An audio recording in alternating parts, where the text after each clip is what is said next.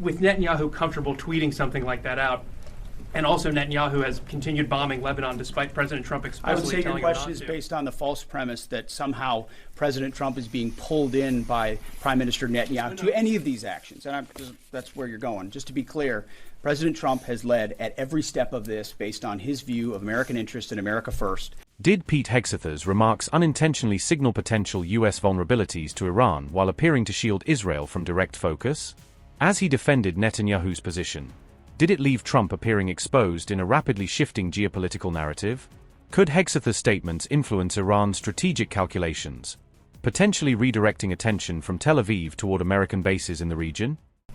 With Netanyahu comfortable tweeting something like that out, and also Netanyahu has continued bombing Lebanon despite President Trump explicitly telling him not to. I would say your question is based on the false premise that somehow President Trump is being pulled in by Prime Minister Netanyahu to any of these actions. And that's where you're going. Just to be clear, President Trump has led at every step of this based on his view of American interest and America first. And we're grateful that Israelis have been very capable partners at many steps of this. And they may have some objectives at times that are slightly different than ours. But there's only one hand on the wheel ultimately directing this, whether it's Project Freedom or previously Operation Epic Fury, and it's President Trump. So we're grateful for their input, their insights, the existential nature of the threat they face from an Iranian bomb, the capabilities that they can bring to that, but ultimately the coordination will happen with the leadership of President Trump. With tensions rising again in the Strait of Hormuz, is the fragile ceasefire already beginning to unravel?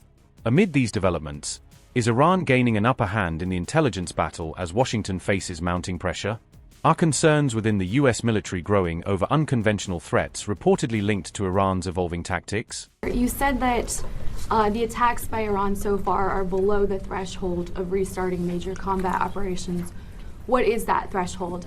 And then for Secretary Hegseth, are there still concerns about mines in the Strait? And can you kind of clarify these reports of kamikaze dolphins that we've heard about? I haven't heard the kamikaze dolphin thing. It's like sharks with laser beams, right? The threshold of restarting is a political decision above my pay grade. What I'll say is it's low harassing fire right now. It feels like Iran is grasping at straws to try to do something across the southern flank. To your question, David, their command and control structure remains very fractured, and I think they're struggling to maintain control down echelon at the edge, but it's still pretty low-level kinetics at this point in time. And I can't confirm or deny whether we have kamikaze dolphins, but I can confirm they don't. Ultimately, any follow-on effort, if there are mines identified, would be something that some of our units could undertake or the world could undertake. But right now we know we have a lane of safe passage that commercial shipping can flow through. Last 24 hours or so, Iran's fired at us, we fired at Iran. Just going to ask you more directly, is the ceasefire over? No, the ceasefire is not over. Ultimately, this is a separate and distinct project, and we expected there would be some churn at the beginning, which happened. And we said we would defend and defend aggressively, and we absolutely have. Iran knows that. And ultimately, the president's going to make a decision whether anything were to escalate into a violation of a ceasefire. But certainly we would urge Iran to be prudent in the actions that they take to keep that underneath this threshold. This is about the straits. This is about freedom of navigation. This is about international waterways. This is about free flow of commerce, all the things that happened before, and only Iran is contesting. So right now the ceasefire certainly holds, but we're going to be watching very, very closely. And when America say we're not looking for a fight, does it reflect caution in the face of increasing regional uncertainty? Iran is the clear aggressor, harassing civilian vessels, threatening mariners from every nation indiscriminately, and weaponizing a critical choke point for its own financial benefit, or at least trying to. For too long, Iran has been harassing ships, shooting at civilian tankers from all nations, and trying to impose a tolling system. Iran's plan, a form of international extortion, is unacceptable. That ends with Project Freedom. 2 U.S. commercial ships, along with American destroyers, have already safely transited the strait, showing the lane is clear. We know the Iranians are embarrassed by this fact. They said they control the strait. They do not. So American ships led the way, commercial and military, shouldering the initial risk from the front, as Americans always do. And right now, hundreds more ships from nations around the world are lining up to transit. CENTCOM, along with partner nations, is in active communication with hundreds of ships, shipping companies, and insurers. All of these ships from all around the world want to get out of the Iranian trap that they have been stuck inside.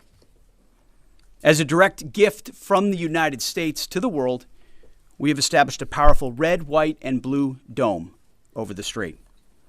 American destroyers are on station, supported by hundreds of fighter jets, helicopters, drones, and surveillance aircraft, providing 24/7 overwatch for peaceful commercial vessels, except Iran's, of course, which is why our ironclad blockade remains in full effect as well. In fact, 6 ships tried to run the blockade out of Iranian ports as Project Freedom commenced, and they were all turned around. This is more than strategy, it's also humanitarian. By breaking Iran's illegal stranglehold, we're protecting the lives and livelihoods of sailors from dozens of countries, securing global energy routes, and preventing shortages that hit the world's poorest people the hardest. Once again, America is using its strength to lift up others.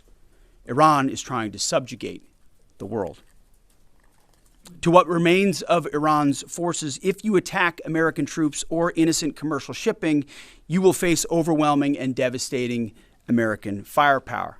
The president has been very clear about this.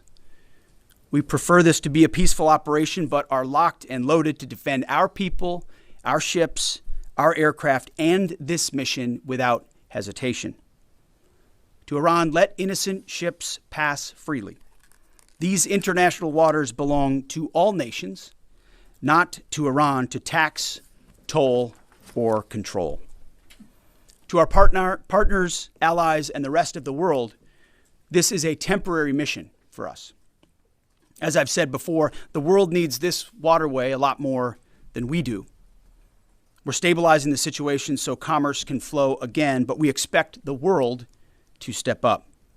At the appropriate time and soon, we will hand responsibility back to you. To the incredible Americans executing this mission right now, simply thank you. Your courage, your readiness, your unmatched professionalism and precision are why the world can breathe easier today and every day. You are and always will be the greatest fighting force in human history, unmatched always. Project Freedom is underway.